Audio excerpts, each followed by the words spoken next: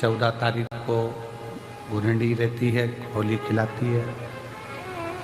पिछले वर्ष थोड़ा सा होली का क्रम रहा, तो अब की बार सब जगह की होली में ना जाते हुए केवल एक होली, वो भी सीहोर की, वो 15 तारीख को महादेव की होली रहेगी। मार्च को महादेव की होली। अपने शिवालयों में शंकर जी शिव मंदिर के अंदर चंदन का जल 1 लोटा अवश्य चढ़ाएं। महादेव की होली अवश्य मनाएं। होली आ रही है, लगी नहीं रिया की होली जैसा है। दिवाली आती है तो लगता ही नहीं कि दिवाली जैसा है। राखी आती तो लगता ही नहीं राखी जैसा है। सारे त्योहार फीके हो गए गुरुजी। हमने कहा त्योहार फीके नहीं हुए, त्योहार का कलर फीका नहीं हुआ, त्योहार का रंग फीका नहीं हुआ है। बस त्योहार वही है, गुलाल वही है, मिठाई वही है, गुजिया पपड़िया वही है, खुरमे चकरी वही है, पपड़िया वही है, गुजिया वही है, इंसान वही है। बस बाजार में से जो रौनक समाप्त नहीं हुई है, रौनक आपके भीतर की समाप्त हो गई। आपके भीतर इतनी ईर्ष्या भराती गई, इतनी ईर्ष्या भराती गई, इतनी ईर्ष्या भराती गई कि वो ईर्ष्या के कारण, उस अहंकार के कारण, उस अहम के कारण तुम एक दूसरे से मिलना पसंद नहीं कर पाते। पहले के लोग कहते थे हमारे यहाँ जब होली होती थी इतने लोग आते थे, मिलने जाते थे, गुलाल लेकर जाते थे। आजकल तो कोई दिखता नहीं है। कारण केवल इतना सा है, तुम्हारा अहंकार, तुम्हारा ईगो, तुम्हारा अभिमान तुम्हें अपने घर से बाहर नहीं निकालता। तुम घर से बाहर नहीं निकलते अपने अहंकार के कारण, अपनी काया के कारण, अपनी अभिमतता के कारण। आप दूसरे से मिलना पसंद नहीं करते। जरा सा कोई ने कलर लगाया तुम्हें क्रोध आ गया, जरा सा किसी ने गुलाल लगाया तुम्हें गुस्सा आ गया, जरा सा कोई आया भाभी जी भैया जी करके गुलाल लगा गया, तुम न न न न न न न न न कहां जाओ। इतने वीआईपी हो गए, इतने वीआईपी हो गए, इतने वीआईपी हो गए कि अपने त्योहारों से भी दूर हो गए। मेरा निवेदन है, होली का त्योहार आ रहा है, उस फागुन के त्योहार में मेरा देवाधिदेव महादेव माता पार्वती के साथ होली खेलता है, मेरा कृष्ण कन्हैया राधा रानी के साथ होली खेलता है। आप भी अपने इष्ट मित्रों के साथ होली खेलिए और दिल से खेलिए। अरे सीहोर जिले में एक होली होती थी, उस होली का नाम हमने पिछली बार बदल दिया था। कौन सी होली कर दी थी? महादेव की होली। पिछली बार हमारे सीहोर जिले में हमेशा होती आई थी वो होली, थोड़ा उसका नाम हमने चेंज कर दिया था तो उसको महादेव की होली कर दिया था। मेरे सीहोर जिले के रहने वाले सभी रहवासियों से, जिले भर के निवासियों से निवेदन करना चाहूंगा, वो पुरानी होली को बंद कर महादेव की होली नाम दिया गया है। शिव मंदिर में जाना है, चंदन का जल शिव जी को 1 लोटा चढ़ाना। एक बात अपनी जिंदगी में उतार कर रखो, शंकर भगवान को घी का दिया भी लगाओ तो तुम्हारे घर में जो असली घी हो, थोड़ा सा भले 1 पत्ती लगाओ, भले इतनी सी बत्ती जलाओ, पर असली घी की जलाओ।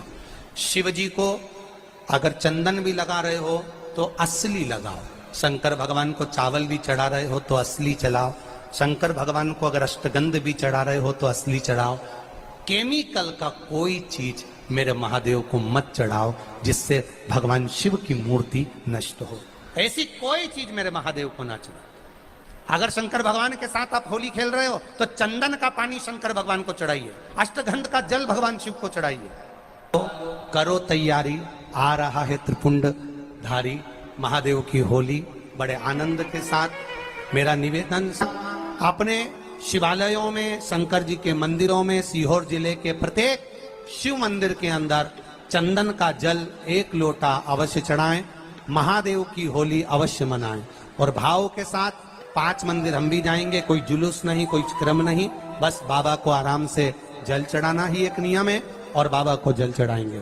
आप सब बड़े आनंद के साथ महादेव की होली का स्मरण करिए। महादेव की होली के दिन और बेलपत्री की जड़ के नीचे जाकर प्रयास करा करो कि लाल चंदन का जल, लाल चंदन को घिसकर कलश में उस चंदन को डालकर जल भरकर उसको बेलपत्री की जड़ के नीचे सींचन करने का प्रयास करा है कि धीरे धीरे कर कर वो दुख समाप्त होगा, वो दुख कटेगा ही, होगा वो दुख कटेगा ही। एक बहुत ध्यान देने वाली बात है कि अगर मान लो कि कहीं पैसा अटक गया है, नहीं आ रहा है, बहुत अथक प्रयास कर लिया, चंदन का जो जल होता है ये व्यक्ति के जीवन में जो धन कहीं रुक गया, अटक गया, नहीं दे रहा, बेलपत्री के वृक्ष के नीचे, जड़ के नीचे सींचन करने से वो प्राप्त होता है। अथर्ववेद में वर्णन किया गया कि पीपल के वृक्ष की जो जड़ होती है, बेलपत्री के वृक्ष की जो जड़ होती है और आंवले के वृक्ष की जो जड़ होती है, इसके नीचे स्वर्ग का निवास होता है। किसका निवास है? स्वर्ग का निवास। जहां पर ये वृक्ष होता है और उस वृक्ष के नीचे बैठकर हम जब किस जल का सींचन कर रहे हैं, जैसे अभी आपको कहा था कि जल में अगर लाल चंदन मिला हो और आप बेलपत्री के जड़ में सींचन कर रहे हैं तो लक्ष्मी की आवक बढ़ेगी। कहीं पैसा अपना अटक गया, नहीं आ रहा, आएगा। पीपल की जड़ में इत्र का जल, पीपल की जो जड़ होती है उसमें इत्र का पानी, थोड़ा सा जल, उसमें थोड़ा सा इत्र का भाग हो। महाराज भगवान पीपल देव, पिपलेश्वर महादेव का स्मरण कर कर पीपल की जड़ में अगर जल चढ़ा रहे हैं और मान लो शरीर में कोई कष्ट हो गया है, शरीर में कोई रोग हो गया है, कोई मालूम पड़े ये हाथ 4 दिन से दुख रहा है या 4 दिन से ये नस दब गई है या ये कमर दब रही है, तो आप 2-4 दिन कर देखो। कलश के अंदर जल, जल में इत्र का थोड़ा सा भाग, पीपल की जड़ के नीचे आप उसका सींचन करिए पिपलेश्वर महादेव के नाम से। उस जल को थोड़ा सा भाग लेकर आ जाओ उसी में से जो चढ़ाया है, और उस स्थान पर जहां कष्ट है उसको लगाना प्रारंभ करिए। 2 दिन 3 दिन कर देखो।